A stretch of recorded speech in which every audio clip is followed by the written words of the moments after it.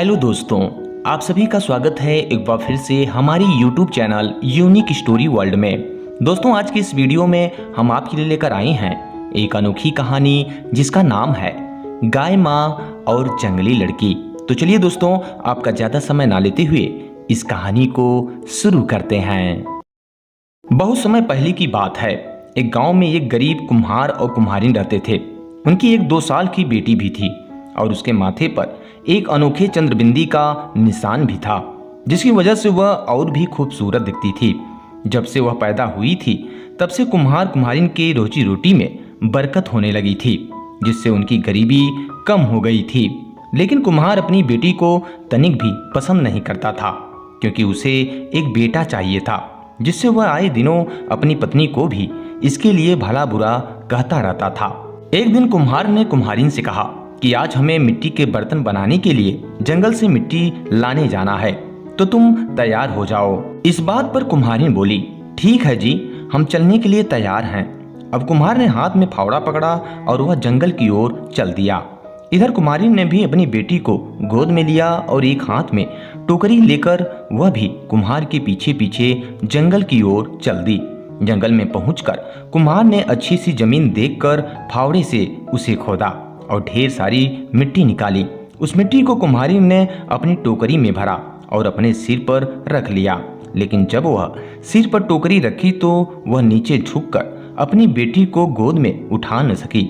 अतः उसने कुम्हार से कहा, अजी सुनते हो, थोड़ा बच्ची को उठाकर मेरी गोद में रख दो। इस बात पर कुम्हार एकदम से भड़क गया और कहने लगा कि तुम इस बच्ची को घर लाओ या इस मिट्टी को, तुम घर आओ या यहीं रहो, मुझे इससे कोई मतलब नहीं, लेकिन मिट्टी घर जरूर पहुंचना चाहिए। इतना कहकर कुम्हार तिलमिलाकर अपनी पत्नी और अपनी बेटी को वहीं जंगल में छोड़कर चला गया। उसके जाने के बाद कुम्हारिन ने सोचा कि यदि वह मिट्टी की टोकरी घर लेकर नहीं गई तो कुम्हार उसे पीटेगा। कुम्हारिन का घर जंगल से ज्यादा दूर नहीं था, अतः उसने सोचा कि पहले मैं मिट्टी को जल्दी से घर पहुंचा देती हूँ, उसके बाद आकर के अपनी बेटी को ले जाऊंगी। अब उसने अपनी बेटी को मिट्टी के कुछ खिलौने दे दिए, जिससे वह बच्ची खेलने लगी और फिर अपनी बेटी को वहीं छोड़कर वह मिट्टी की टोकरी अपने सिर पर रखकर घर चली आई। कुम्हारिन के जाने के बाद वह बच्ची अकेले उस जंगल में घबरा गई और रोने लगी, लेकिन उसका रोना सुनने के लिए उस जंगल में कोई नहीं था।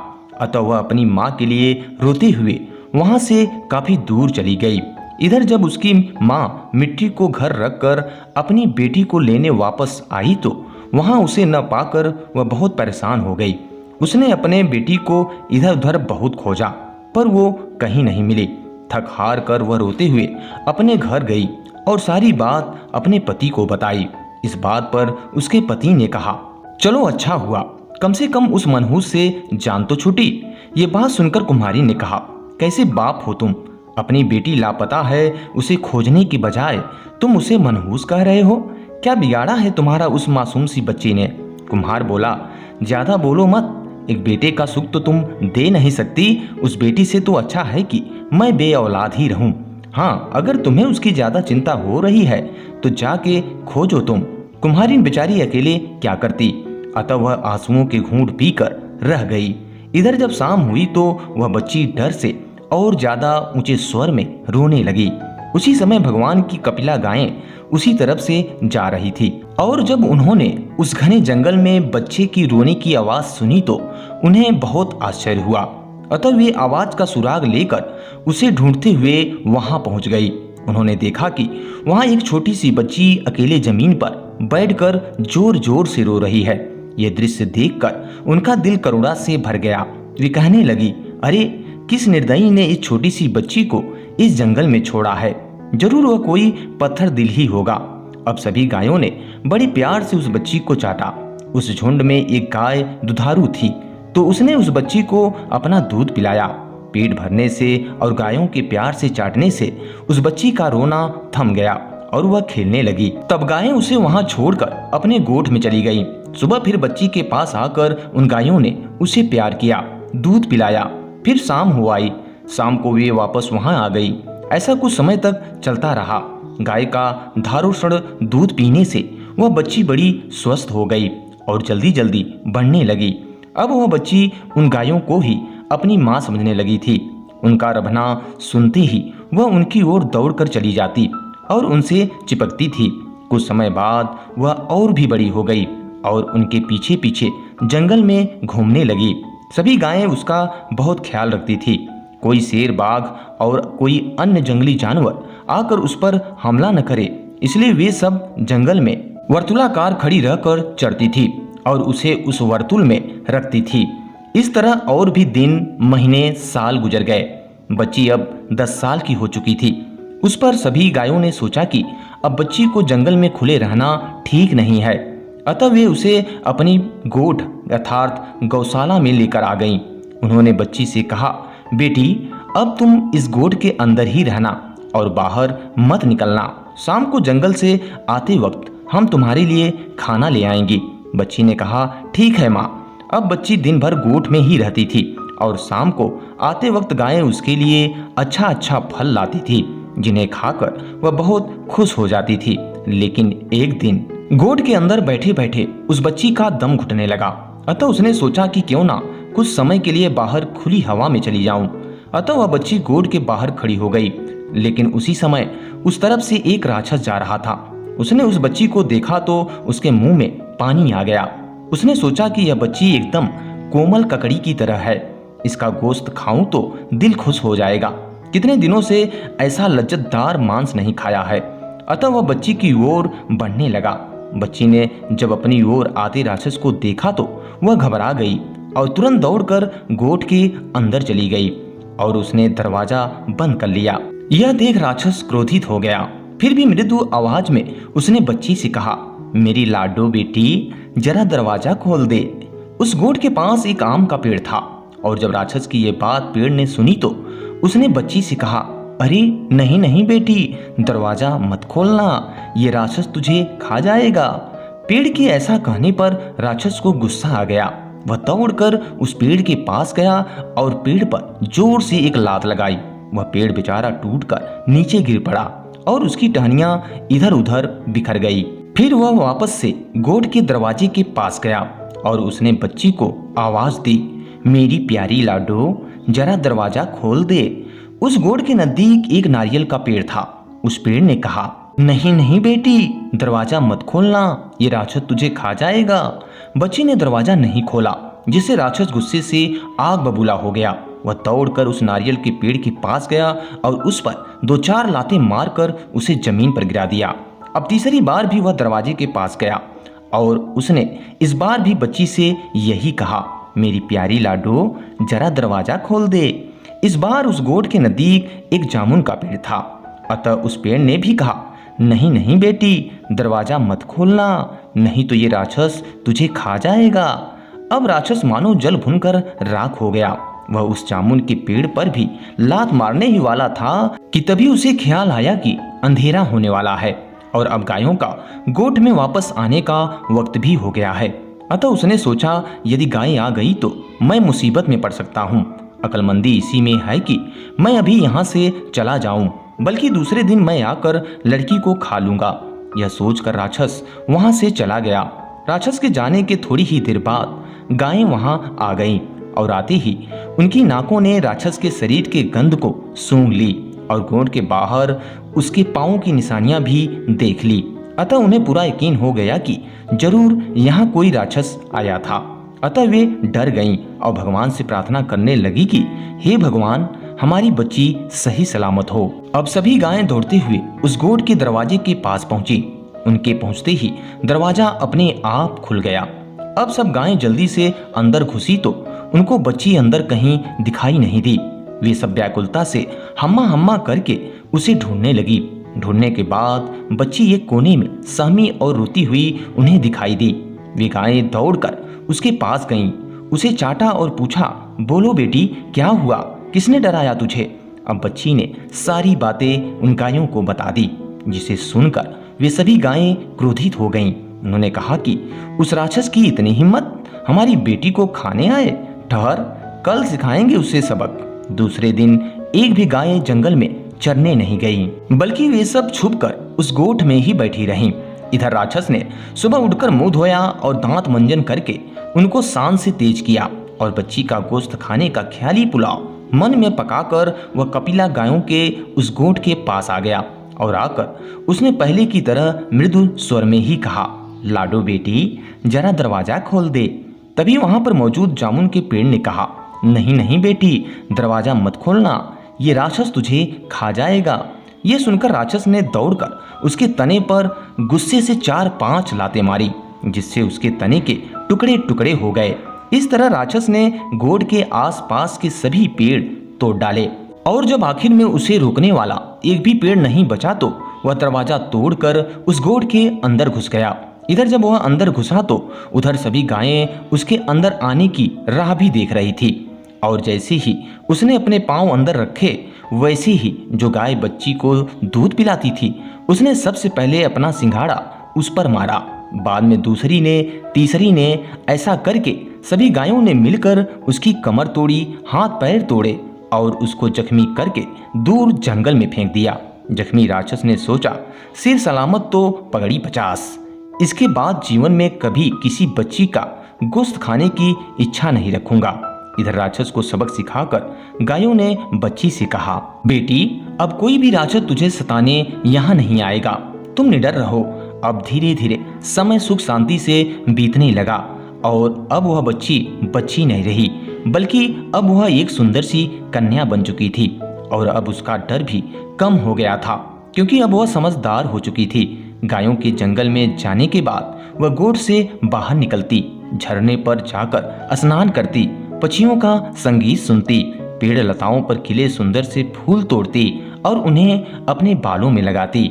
एक दिन हमेशा की तरह वह झरने पर स्नान करके फूल तोड़ रही थी कि तभी उस तरफ से उस राज्य का राजकुमार जो शिकार के लिए निकला था, एक हिरन के पीछे पीछे दौड़ता हुआ वह उसके पास पहुंच गया और जब उसने उस कन्या को देखा तो उसे वह अपना दिल दे बैठा और उसे उस कन्या से प्यार हो गया।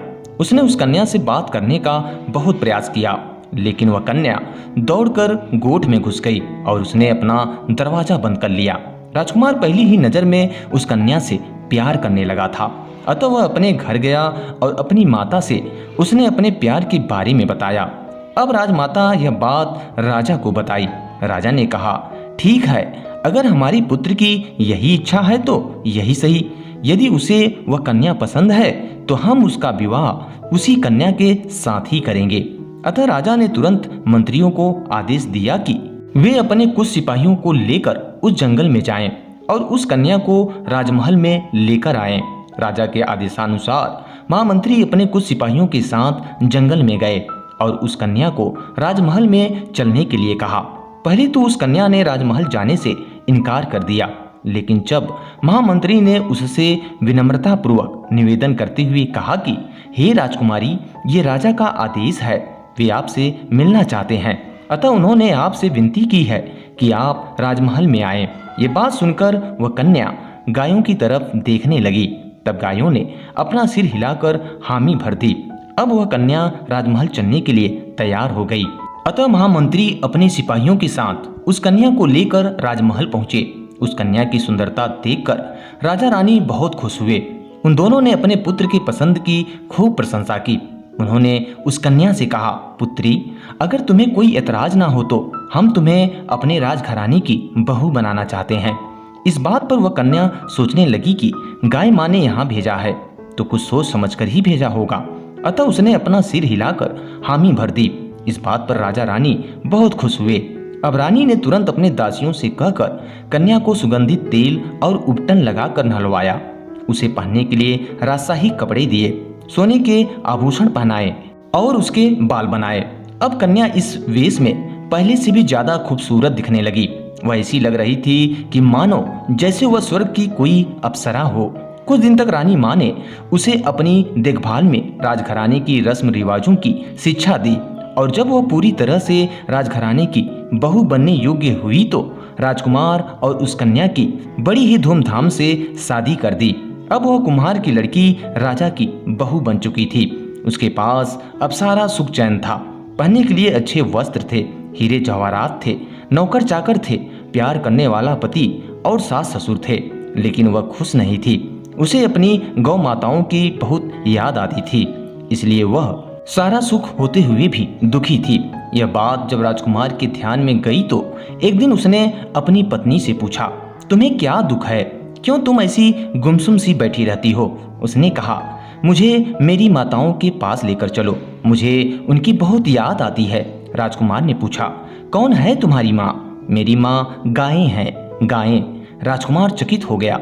उस पर कन्या ने उसे सारी कथा सुनाई, जिसे सुनकर राजकुमार ने कहा, ठीक है, मैं तुम्हें तुम्हारी माताओं के पास लेकर चलता हूँ। और फिर दूसरे दिन ही राजकुमार कन्या को यानी अपनी पत्नी को उस जंगल में लेकर गया।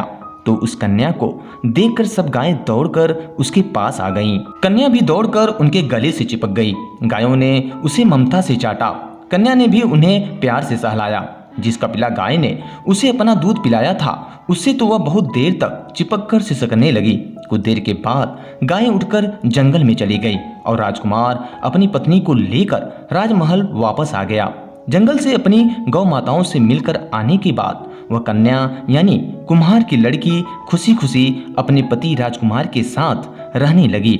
इधर कुम्हार कुम्हारिन अपनी बेटी को जंगल में खोने के बाद एकदम से गरीब हो गए और अब वे भीख मांगकर अपना जीवन यापन करते थे। एक दिन राजा ने अपने बहू के हाथों से गरीबों को दान देने की घोषणा की और जब कुम्हार कुम्हारिन ने ये सुना तो वे भी दान लेने के लिए राजमहल पहुंचे। और जब कुम्हारिन राजा के बहू के हाथों से दान ले रही थी कि तभी उसने उसके माथे पर वही अनोखे चंद्रबिंदी का निशान देखा तो वह समझ गई कि हो न हो ये हमारी बेटी ही है, जिसे मैंने जंगल में छोड़ दिया था, क्योंकि ठीक वैसा ही निशान उसके बेटी के माथे पर भी था। अतः उससे रहा नहीं गया और उसने राजा की बहू से पूछ ही लिया, बेटी, तुम्हारे माथे पर यह निशान बचपन से है या किसी चोट के कारण बना है? क्या तुम अपनी शादी के पहले कभी किसी जंगल में रही हो और क्या तुम अपने माता पिता को जानती हो? वो बोली, हाँ, ये निशान मेरे माथे पर बचपन से ही है और अपनी शादी के पहले मैं जंगल में ही रहती थी, लेकिन मेरे माता पिता कौन हैं ये मैं नहीं जानती, क्योंकि मुझे गाय माताओं ने पाला है। पर आप इतना सब कुछ मेरे बारे में कैसे जानती हैं? कुम्हारी रोने लगी और बोली, बेटी, क्योंकि मैं ही वो अभागन माँ हूँ जिसने अपनी 2 साल की बेटी अर्थात तुम्हें अपने पति के डर से जंगल में छोड़ दिया था, लेकिन जब मैं तुम्हें वापस लेने आई तो तुम वहाँ नहीं थी। ये बात सुनकर वह कन्या अपनी माँ से लिपट गई और रोने लगी। वो बोली, माँ, पिताजी कहाँ हैं और आप लोगों की ये हालत कैसे हुई? कुम्हारिन उसे अपने पति के पास ले गई और सारी बातें बताई, जिसे सुनकर कुम्हार भी रोने लगा और उसने अपनी बेटी से कहा, बेटी, तुम लक्ष्मी का रूप हो, तुम्हारे जाने के बाद हमारी ऐसी हालत हो गई और मेरी वजह से ही तुम्हें इतने दिनों तक अकेले जंगल में भी रहना पड़ा। मैं अपने किए पे बहुत ही शर्मिंदा हूँ बेटी, हो सके तो मुझे माफ कर देना। वो बोली, पिताजी, इसमें आपकी कोई गलती नहीं है, ये सब विधि का विधान है जिसकी वजह से आपको ये सब करना पड़ा। खैर, आप सब मेरे साथ चलिए। और वह उन दोनों को लेकर राजा के पास गई और सारी बातें बताई, जिसे सुनने के बाद राजा ने कुम्हार से कहा कि तुम्हें कभी भी लड़का या लड़की में भेदभाव नहीं करना चाहिए था। खैर, अब आप हमारे समधी हैं, इसलिए हम नहीं चाहते हैं कि आप इस तरह से रहें। अतः राजा ने कुम्हार कुम्हारिन के लिए एक बड़ा सा महल बनवाया जिसमें ढेर सारे नौकर चाकर थे। राजमहल में कुछ दिन रहने के बाद राजा ने उन्हें ढेर सारा धन देकर उन्हें ससम्मान उस नए महल में रहने के लिए विदा किया। अब कुम्हार कुम्हारिन उस नए महल में सुखी पूर्वक अपना जीवन जीने लगे। इधर वह कन्या भी अब अपने पति और सास ससुर के साथ सुखी पूर्वक रहने लगी। तो दोस्तों, इस वीडियो में बस इतना ही। उम्मीद करते हैं ये कहानी आपको पसंद आई होगी। अगर दोस्तों कहानी पसंद आई हो तो इसे लाइक करें, और अगर आप इस तरह की कहानियां सुनना पसंद करते हैं और हमारे चैनल पे पहली बार विजिट कर रहे हैं तो सब्सक्राइब जरूर कर लें। वीडियो पूरा वॉच करने के लिए आप सभी का बहुत बहुत धन्यवाद।